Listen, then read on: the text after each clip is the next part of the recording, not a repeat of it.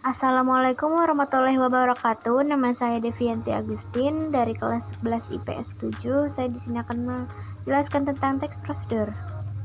Apa aja sih teks prosedur itu? Yang pertama ada pengertian, tujuan, fungsi, struktur, ciri-ciri, dan macam-macam.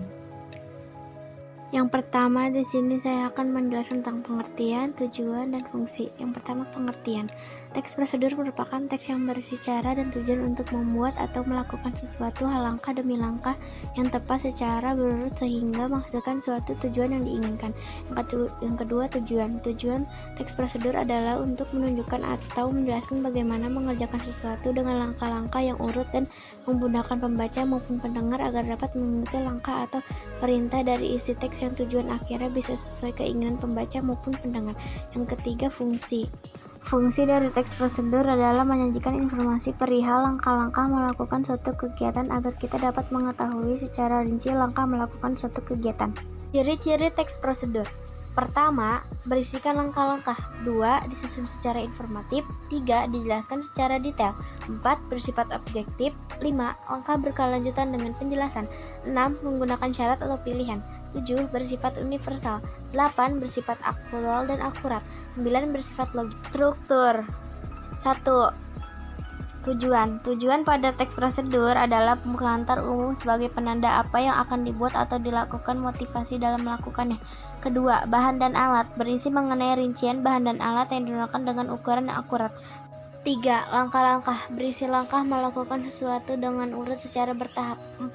Penutup berisi penekanan pada keuntungan dan ucapan selamat melakukan sesuatu.